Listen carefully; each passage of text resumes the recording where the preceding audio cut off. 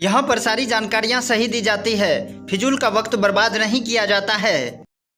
हम लोग कई वर्षों से साधना कर रहे हैं, लेकिन समझ ही नहीं आता कि मेरी साधना फलित हो रही है या नहीं।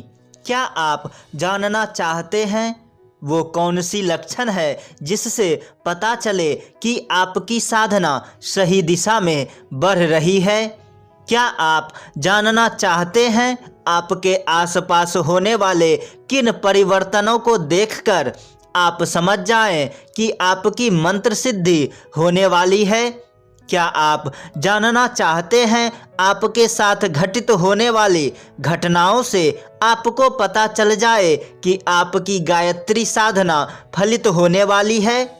आज मैं आपको 11 लक्षणों के बारे में बताऊंगा कि आपके साथ अगर ये बातें हो रही है तो आपकी साधना बहुत जल्द फलित होने वाली है। इसलिए वीडियो को अंत तक जरूर देखिएगा।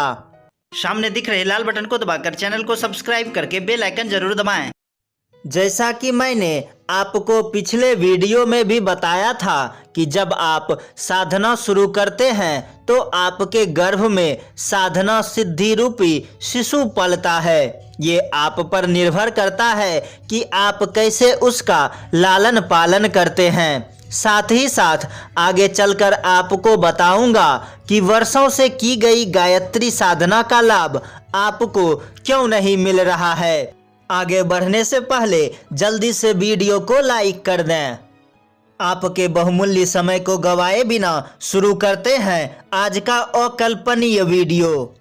हमारे लाखों परिजन वर्षों से गायत्री साधना कर रहे हैं। कोई 3 माला, कोई 11 माला, कुछ परिजन तो 21 माला का जप भी करते हैं। जब समय मिला माला जप करना शुरू कर देते हैं। कुछ परिजन दोनों नवरात्रि करते हैं, यहाँ तक कि 40 दिवसीय औस्वाद अनुष्ठान भी करते हैं। आज मैं एक आम आदमी बनकर साधना के रहस्य को बताऊंगा। गलतियों के लिए क्षमा प्रार्थी हूँ।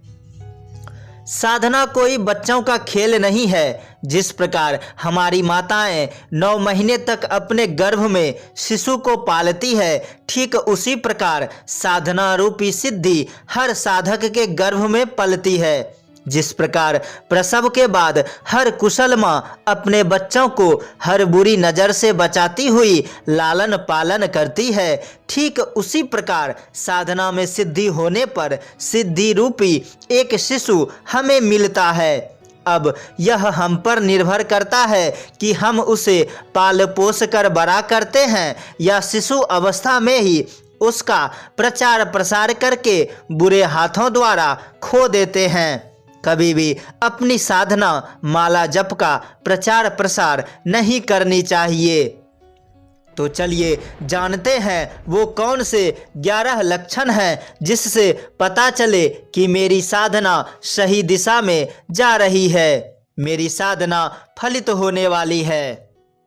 पहला, साधना करते करते आपको तामसिक भोजन से घृणा हो जाएगी। मुझे पता है आप पहले बहुत अधिक मांस मछली वो अंडा खाया करते थे। आपने दीक्षा लिया और धीरे धीरे साधना शुरू किया। अब आपका दिल करने लगा कि मांस मछली नहीं खाएं, तो समझ लीजिए आपकी साधना सही दिशा में जा रही है। या कई महीनों से आपने तामसिक भोजन नहीं किया है, आसपास मांस मछली बनने पर भी आपका मन उसे खाने के लिए ललायित नहीं होता है, तो समझ जाइए आपकी साधना मंजिल की ओर अत्यंत तीव्र गति से बढ़ रही है। क्या आपके साथ यह पहला लक्षण दिखाई दे रहा है? तो अभी कमेंट बॉक्स में जाकर हाँ लिखें। दूसरा, आपके द्वारा दिया गया आशीर्वाद या शाप लगने लगता है। गायत्री साधना के बाद आपके जिह्वा पर ओज आ जाती है। आप पाएंगे कि आपके द्वारा कही गई बातें, किसी को दिया हुआ आशीर्वाद सही साबित हो रही है। या कभी कभी अत्यंत दुखी होने पर दिल से निकला कड़वा वचन सामने वाले पर भारी पड़ जाता है, तो समझ जाएं आपके साधना रूपी गर्भ का प्रसव होने ही वाला है। जीवन में कभी किसी को शाप ना दें। हमें दूसरे के लिए अच्छा ही सोचना चाहिए। जहाँ तक रही आशीर्वाद की बात, तो उससे भी बचें। एक कुशल माँ के तरह अपने बच्चे का लालन पालन करें। छोटे जैसे शिशु पर अभी ही ज़्यादा भार दे देंगे तो आप उसे बहुत जल्द खो देंगे। क्या आपके साथ यह लक्षण घटित हो रहे हैं? तो अभी कमेंट में जाकर आशीर्वाद लिखें। तीसरा, भविष्य में घटित होने वाली घटनाओं का पूर्वाभास होने लगता है। आप पाएंगे कि साधना करने के बाद आपके मन में भविष्य की बातें चलने लगती है। जैसे लगता है मुझे अपने पड़ोसी से विवाद हो जाएगा, इस बार मेरे बच्चे की नौकरी लग जाएगी, इस बार मेरे परिवार के इस सदस्य को उसके रोग से छुटकारा मिल जाएगा, इस वर्ष से मेरी आर्थिक समस्या दूर हो जाएगी। साफ साफ शब्दों में कहें तो आपको अपना भविष्य पहले दिखाई देने लगेगा। आपका दिल गवाह देने लगेगा कि कल ये घटना हो सकती है। आपके अंतरात्मा से किसी अप्रिय घटना की झलक पहले महसूस होने लगेगी।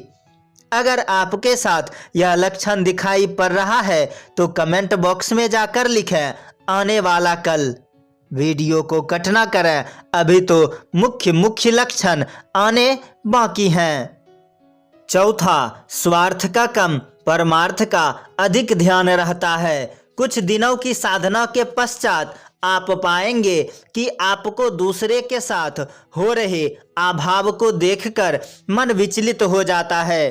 किसी अंधे, भिखारी, भूखे या लाचार लोगों को देखकर मन व्याकुल होने लगता है। आपको लगता है कि गुरुदेव मुझे ज़्यादा से ज़्यादा रुपये पैसे देते तो उसका एक बड़ा हिस्सा मैं समाज में लगा देता। घर के दरवाजे पर आए हुए इन मेहमानों को देखकर आपका मन बेचैन हो जाता है और रुपया पैसा ना सही आप अपने हिस्से का आटा चावल देकर सुकून महसूस करते हैं। तो समझ लीजिए कि आपकी साधना बिल्कुल सही दिशा में बढ़ रही है। अगर आपके साथ ऐसा हो रहा है तो कमेंट बॉक्स में जाकर लिखें दूसरों की भलाई। पांचवा, शरीर में चिकनाई व कोमलता का अंश बढ़ जाता है। आप देखेंगे कि आपके शरीर की त्वचा कुछ ज़्यादा ही कोमल हो गई है। आज आप जान लें, सिर्फ बॉडी लोशन या बेबी जॉनसन लगाकर ही शरीर की चिकनाई नहीं बढ़ती है। ये सब कुछ गुप्त परिवर्तन है जो दिखाई नहीं पड़ती है। आप पाएंगे कि नियमित साधना करने के बाद आपके शरीर की ग्लेजिंग बढ़ गई है। आपके संपूर्ण शरीर की त्वचा कुछ ज़्यादा ही कोमल हो गई है। अगर आपके साथ ऐसा हो रहा है तो कमेंट बॉक्स में जाकर 5 लिखें। छठा, किसी व्यक्ति के कार्य के बारे में अनुमान लगने लगता है। बाद में पता चलता है कि मैं तो उसके बारे में ठीक ही सोच रहा था। कुछ दिनों की साधना के बाद आप देखेंगे कि अपने मित्र, परिवार के सदस्य, पारिवारिक रिश्ते, अपने दुश्मन के कुछ एक्टिविटी को देखकर आपके मन को आभास होने लगता है कि शायद इसके द्वारा यह कार्य हो जाएगा, शायद इस बार वो परीक्षा में सफल हो जाएगा, शायद उसे जीत मिल जाएगी। परिणाम आने के बाद आप देखेंगे कि आपने व्यक्ति विशेष के बारे में जो सोचा था वो हो गया। आपके द्वारा सोची गई बातें बहुत हद तक उसके साथ मिल गई तो समझ जाएं आपकी साधना आपके गर्भ में पकने लगी है। अगर आपके साथ ऐसा होता है तो कमेंट बॉक्स में जाकर लिखें दूसरों के बारे में। सातवां, नेत्रों में तेज आना। शीशे में देखने के बाद आपको आभास होगा कि आपकी आंखें कुछ ज़्यादा ही चमक रही है, या दूसरे कहते हुए मिल जाएंगे कि आजकल तुम्हारी आंखें कुछ ज़्यादा ही चमक रही है। आपके आंखों में ये लक्षण दिखाई पड़ रहे हैं तो समझ जाएं आपकी साधना बिल्कुल सही दिशा में अग्रसर है। अगर आपके साथ ऐसा हो रहा है तो कमेंट बॉक्स में जाकर लिखें आँखें। 8वां, दूसरों के मन के भाव जान लेने में देर नहीं लगती। आप अनुभव करेंगे कि सामने वाले के मन में ये बात चल रही है। जब साधक साधना करते करते परिपक्व हो जाता है, उसके गर्भ की साधना संपूर्ण रूप से पककर विकसित हो जाती है, तो वो दूसरों के मन की बात भी समझने लगता है। आप पाएंगे कि सामने वाले से बात करते करते आप उसके मन की बात जान गए। अक्सर आप महसूस करेंगे कि वो मेरे बारे में या किसी व्यक्ति विशेष के बारे में क्या सोच रहा है। कभी कभी आपको आभास हो जाएगा कि वो बहुत खुश है। किसी के उदास चेहरे को देखकर आप समझ जाएंगे कि उसके साथ कुछ परेशानी है। यह सब बातें आपके साथ होने लगे तो आप सतर्क हो जाएं, अपनी साधना के समय को बढ़ा दें, क्योंकि यह लक्षण बताता है कि बहुत अल्प समय में आपका सिद्धि रूपी एक अबोध शिशु मिलने वाला है। बस पूरी सतर्कता के साथ दुनिया की नज़रों से बचाकर उसकी परवरिश करें। आपके साथ अगर यह लक्षण दिखाई पड़ रहा है तो कमेंट बॉक्स में जाकर लिखें दूसरों के मन की बात। 9वां, शरीर में हल्कापन और मन में उत्साह होना। जिस प्रकार प्रसव पीड़ा के बाद माँ का मन हल्का हो जाता है, ठीक उसी प्रकार आपका मन भी हल्का हो जाएगा। अब आपको ज़्यादा चिंता नहीं रहेगी। पहले की अपेक्षा आप ज़्यादा खुश रहेंगे। भारी मन चंचल हो जाएगा, दुखी मन उत्साहित हो जाएगा, हमेशा हंसते मुस्कुराते रहेंगे। कभी कभी घर के कोई सदस्य ही आपसे सवाल कर देंगे कि आजकल आप कुछ ज़्यादा ही खुश रहने लगे हो। जहां पहले आप दूसरों के साथ अपनी खुशी ढूंढते थे, वहीं अब आप खुद में खुश रहेंगे, अपने काम में व्यस्त रहेंगे। आपके साथ ऐसा कुछ हो रहा है तो समझ जाएं आपकी साधना मंजिल तक पहुंच चुकी है। अगर आपके साथ ऐसा कुछ घटना घटित हो रही है तो कमेंट बॉक्स में जाकर लिखें आजकल बहुत खुश रहता हूँ। 10वां, शरीर में एक प्रकार की विशेष सुगंध का निर्माण होगा। वो कहते हैं ना, चंदन का पैर अकेले ही पूरे जंगल को सुगंधित करता है। गुलाब के फूल की खुशबू ही अलग होती है। रात रानी का फूल दूर दूर तक चांदनी रात में अपना खुशबू फैलाती है। ठीक उसी प्रकार साधना सिद्धि या मंत्र सिद्धि होने के बाद आपके शरीर की खुशबू बदल जाती है। ललाट पर तेज आ जाती है, वाणी में ओजस्विता आती है। आप पाएंगे कि आपके शरीर से एक विशेष प्रकार की खुशबू आने लगी है। आपकी पत्नी या बच्चे आपसे बोलेंगे कि आजकल आपके शरीर से बहुत अच्छी खुशबू आ रही है। ऐसे लक्षण दिखाई देने के बाद आप समझ जाएं कि आपकी साधना सिद्धि हो चुकी है। क्या आपके साथ ये लक्षण दिखाई देते हैं तो अभी कमेंट बॉक्स में जाकर 10 लिखें। अंतिम और 11वां, सात्विक भोजन की ओर मन दौड़ेगा। एक समय था जब मैं तामसिक भोजन में डूबा रहता था। अब एक समय है जब उसे देखकर घृणा आती है। मन हमेशा सात्विक भोजन की ओर भागता है। मन करता है हरी साग सब्जी खाऊं, पनीर खाऊं, गोभी पराठा खाऊं। आसपास कहीं तामसिक भोजन बने तो जाकर बोल देते हैं कि ये राक्षसी भोजन तुम लोग छोड़ दो। कभी कभी तो घर के लोग ही बोल देते हैं पहले तुम भी राक्षस ही तो थे। ऐसे लक्षण दिखाई देने लगे तो समझ जाए मेरी साधना सफल हो चुकी है।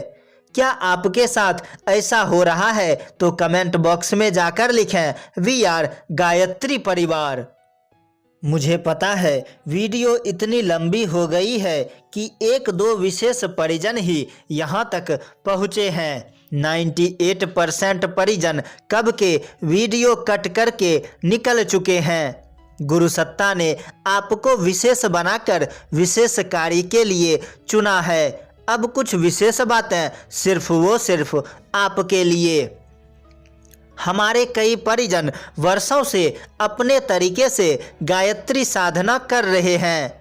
जब काम खत्म हुआ 9 बजे, 11 बजे, 2 बजे नहाकर गायत्री साधना के लिए बैठ गए।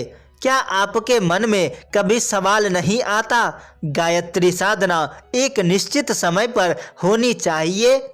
क्या आपको नहीं लगता आपकी साधना सही दिशा में नहीं जा रही है? क्या आप जानना चाहते हैं हमारे परम पूज्य गुरुदेव वेदमूर्ति तपोनिष्ठ पंडित श्री राम शर्मा आचार्य जी किस प्रकार की गायत्री साधना चाहते हैं? क्या आप जानना चाहते हैं कि हमारे परम पूज्य गुरुदेव हम गायत्री परिजनों से किस प्रकार के साधना की आकांक्षा रखते हैं? तो अभी हमारे आई बटन में जाएं, वहां एक वीडियो है। गुरुदेव के अनुसार गायत्री साधना कैसे करें, वीडियो देखें और आज से परम पूज्य गुरुदेव के अनुसार अपनी गायत्री साधना शुरू कर दें। दूसरा सवाल यह है कि हमारे करोड़ों परिजन वर्षों से गायत्री साधना कर रहे हैं। कोई 3, 11 और कोई 21 या 51 माला का जाप कर रहे हैं। 24 लाख जैसे गायत्री साधना का हिस्सा बन रहे हैं। आने वाले 40 दिवसीय अस्वाद साधना करने वाले हैं, फिर भी अशांत, निराश हैं। आर्थिक तंगी है, बच्चे उनकी बात नहीं मानते, परिवार में कलह है। क्या आप जानना चाहते हैं किन गलतियों के कारण आपको लाभ नहीं मिल रहा है? गायत्री साधना में कहाँ कमी रह जाती है कि आप लाभ से वंचित रह जाते हैं? तो अभी हमारे आई बटन में जाएं, वहाँ एक वीडियो है, गायत्री साधना का लाभ क्यों नहीं। अभी वीडियो देखें और खुद रियलाइज करें। आपके युवा परिवार का सिर्फ यूट्यूब चैनल नहीं, आपका युवा परिवार सूक्ष्म स्तर पर अपने परम पूज्य गुरुदेव का कार्य भी करता है। आज जाने किस प्रकार गांव का 2-3 लड़का गुरुदेव के विचारों से प्रभावित होकर युग निर्माण योजना में शामिल होकर सूक्ष्म स्तर पर अपने गुरुदेव का कार्य कर रहा है। अभी हमारे आई बटन में जाएं, जहां एक वीडियो है, तेजस्वी युवा प्रकोष्ठ एक परिचय पार्ट 3। वीडियो देखें और कमेंट करके अपना मार्गदर्शन जरूर दें कि किस प्रकार हम लोग उच्च स्तर के युग निर्माण योजना का हिस्सा बन सकते हैं। हमारे जीवन में बहुत सारी समस्याएं हैं, हर समस्या का हल है। अगर आपके जीवन से जुड़ी कोई भी प्रश्न है तो अभी कमेंट बॉक्स में जाकर पूछें। पूज्य गुरुदेव के सूक्ष्म उपस्थिति में आपके सारे सवालों का जवाब दिया जाएगा। अपना सलाह व मार्गदर्शन अपने युवा परिवार को जरूर दें। आपका युवा परिवार आपके हर सलाह का स्वागत करती है। वीडियो में कहीं भी त्रुटि है तो अभी कमेंट करके बताएं, उन त्रुटियों को अविलंब दूर किया जाएगा। वीडियो को कम से कम 5 गायत्री परिजनों को शेयर जरूर करें। जो भी बातें अच्छी लगी परम पूज्य गुरुदेव और जो बातें बुरी लगी हमारी अपना छोटा भाई समझकर क्षमा कर दें। वीडियो देखने वाले हर भाइयों बहनों वो गायत्री परिजनों के चरणों में सादर प्रणाम। मिलते हैं बहुत ही जल्द अगले वीडियो में। तब तक के लिए जय माँ गायत्री, जय गुरुदेव। बड़े चैनलों को सब सपोर्ट करते हैं, क्या आप अपने इस छोटे से युवा परिवार को सपोर्ट नहीं करोगे? सामने दिख रहे लाल बटन को दबाकर चैनल को सब्सक्राइब करके बेल आइकन जरूर दबाएं और स्क्रीन पर दिख रहे नेक्स्ट वीडियो को जरूर देखें।